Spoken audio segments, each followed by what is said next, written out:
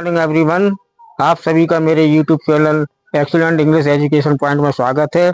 और आशा करता हूं कि आप सभी लोग भी खुश होंगे, मस्त होंगे, स्वस्थ होंगे और एक नई योजना के बारे में सोच रहे होंगे। तो आइए आज हम आपको modal verb have to and had to के बारे में समझाएंगे।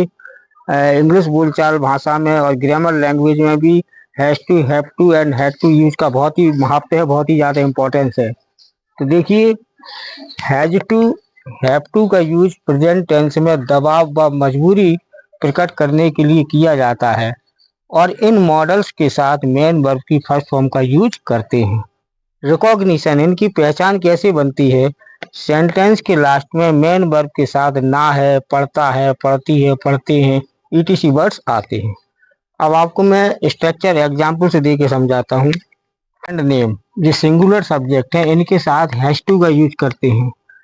आई, we, they, you and P N, ये प्लूरल सब्जेक्ट हैं, इनके साथ हैव टू का यूज करते हैं। अब आपको एग्जाम्पल देके समझाता हूँ।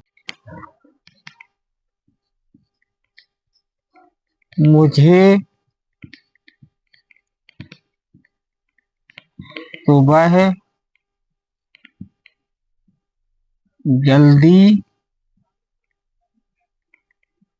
उठना पड़ता है। मुझे सुबह जल्दी उठना पड़ता है। तो पहले तो इस सेंटेंस के जरिए हम उस सेंस को समझते हैं कि इसमें कैसी मजबूरी प्रकट हो रही है।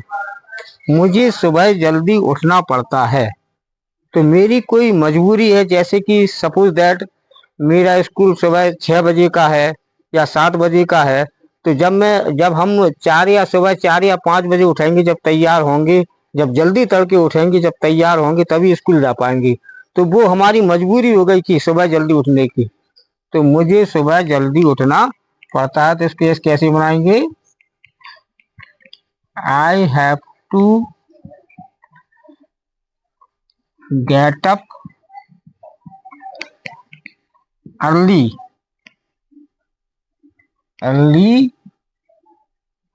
इन द मॉर्निंग।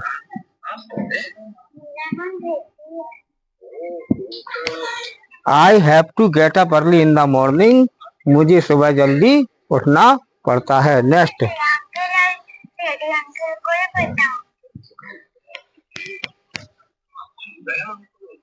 उसे कुछ किताबें खरीदनी है। उसे कुछ किताबें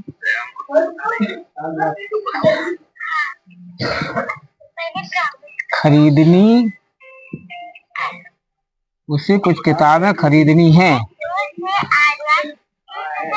देखिए, उसे कुछ किताबें खरीदनी है, तो उसके ऊपर ये दबाव है। उसके टीचर ने कहा है कि भाई इन किताबों के बगैर तुम्हारा काम नहीं चल पाएगा, ये किताबें तुम्हें खरीदना ही होंगी। तो उसे कुछ किताबें खरीदनी है, तो ये दबाव है। इसमें क्या है? दबाव है। तो he has to buy some books. He has to buy some books. इसी तरह जैसे कि हम बोले कि मुझे आगरा जाना है, I have to go to Agra. मुझे कुछ कपड़े खरीदना है, तो I have to buy some cloth. मुझे तुमसे कुछ कहना है, तो I have to say something to you. मुझे दवा लेनी है, I have to take medicine. तुम्हें मेरा कहना मानना है, तो यू हैव टू ओबे मी। उन्हें आज क्रिकेट मैच खेलना है, तो they have to play the cricket match today.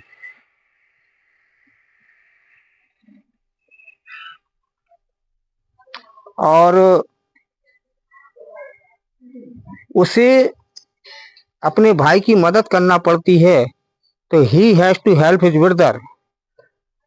उसे स्टेशन जाना पड़ता है, he has to go to station. उसे झूठ बोलना पड़ता है, तो he has to tell a lie. इस तरह से हैज टू और हैव टू का यूज प्रेजेंट टाइम में मजबूरी या दबाव प्रकट करने के लिए किया जाता है। अब आइए आपको हैड टू का यूज समझाते हैं। टू का यूज पास्ट टेंस में दबाव व मजबूरी प्रकट करने के लिए किया जाता है और इस मॉडल के साथ मेन वर्ब की फर्स्ट फॉर्म का यूज करते हैं। यूज सेम है, हैज टू हैव टू का यूज प्रेजेंट में होता है और हैड टू का यूज पास्ट में होता है, कंडीशन वही है। तो देखिए सेंटेंस के लास्ट में मेन वर्ब के साथ ना था, पढ़ता था, पढ़ती थी, पढ़ा, पढ़ी, पढ़े ईटीसी वर्ड्स आते हैं। तो जैसे इसमें मैं लिखूं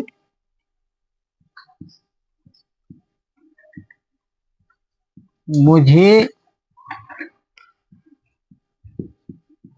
आगरा जाना था, मुझे आगरा जाना था।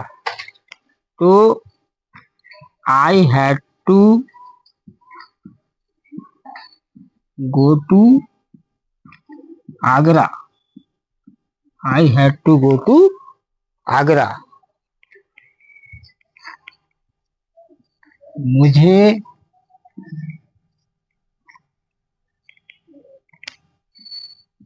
झूठ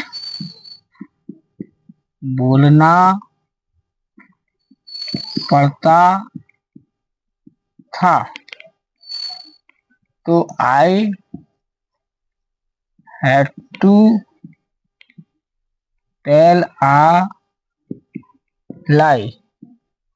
अब इन दोनों सेंटेंस में देखिए कि मुझे आगरा जाना था, तो गुजरे हुए समय में मेरे ऊपर दबाव था आगरा जाने का, कुछ ऐसी बात थी कि जिसका प्रेशर था, उसकी वजह से मुझे आगरा जाना था। इसमें मजबूरी है, मुझे झूठ बोलना पड़ता था। मैं कुछ ऐसे लोगों के बीच बना हुआ था कि वहां ऐसा माहौल बना रखा था कि झूठ बोलना ही पड़ेगा, तो मुझे झूठ बोलना पड़ता था। तो I had to tell a lie. तो पास्ट टेंस में मजबूरी और दबाव को प्रकट करने के लिए हैड टू का यूज करते हैं। करता हूं कि आप सभी को मेरा आज का वीडियो पसंद आया होगा और आगे मॉडल वर्ब सीखने के लिए मेरे चैनल को ज़्यादा से ज़्यादा लाइक करें और सब्सक्राइब करें।